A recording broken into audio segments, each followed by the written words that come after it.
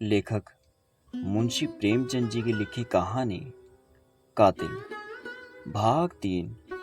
तो चलिए शुरू करते हैं। यहाँ के लोग अपनी अकल से काम नहीं लेते।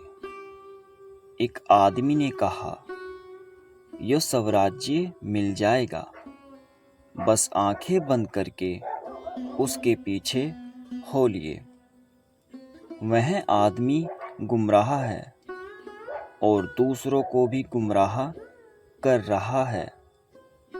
यह लोग दिल में इस ख्याल से खुश हो ले कि हम आज़ादी के करीब आते जाते हैं, मगर मुझे तो काम करने का यह ढंग बिल्कुल खेल सा मालूम होता है। लड़कों के रोने धोने और मचलने पर खिलौनों और मिठाइयाँ मिला करती है, वहीं इन लोगों को मिल जाएगा। असली चीज़ तो तभी मिलेगी जब हम उसकी कीमत देने को तैयार होंगे। माँ ने कहा, उसकी कीमत क्या हम नहीं दे रहे हैं? हमारे लाखों आदमी जेल ही गए, हमने डंडे नहीं खाए, हमने अपनी जायदादें नहीं जब्त कराई। धर्मवीर, इससे अंग्रेज़ों को क्या क्या नुकसान हुआ, वह हिंदुस्तान उसी वक्त छोड़ेंगे जब उन्हें यकीन हो जाएगा कि अब वे एक पल भर भी नहीं रह सकते। अगर आज हिंदुस्तान को 1000 अंग्रेज़ कत्ल कर दिए जाए तो आज ही स्वराज्य मिल जाए। रूस इसी तरह आज़ाद हुआ था, आयरलैंड भी इसी तरह आज़ाद हुआ था, हिंदुस्तान भी इसी तरह आज़ाद होगा और कोई तरीका नहीं है। हमें उनका खात्मा कर देना है। एक गोरे अफसर के कत्ल कर देने से हुकूमत पर जितना डर छा जाता है, उतना 1000 जुलूसों से मुमकिन नहीं। माँ सर से पांव तक काँप उठी।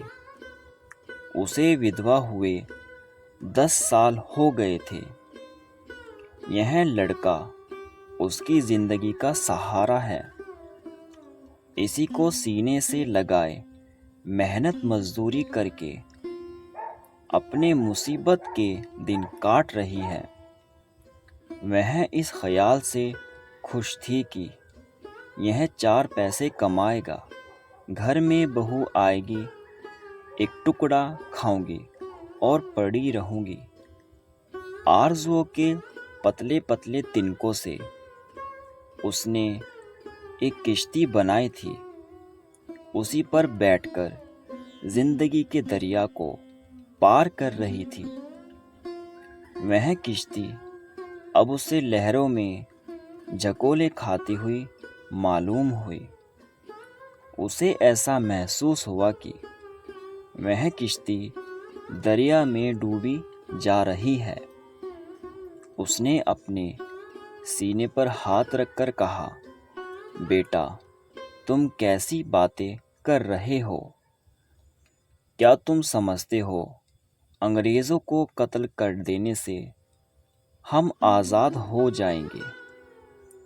हम अंग्रेज़ों के दुश्मन नहीं, हम इस राज्य प्रणाली के दुश्मन हैं। अगर यह राज्य प्रणाली हमारे भाई बंधु के ही हाथों में हो और उसका बहुत बड़ा हिस्सा है भी, तो हम उसका भी इसी तरह विरोध करेंगे।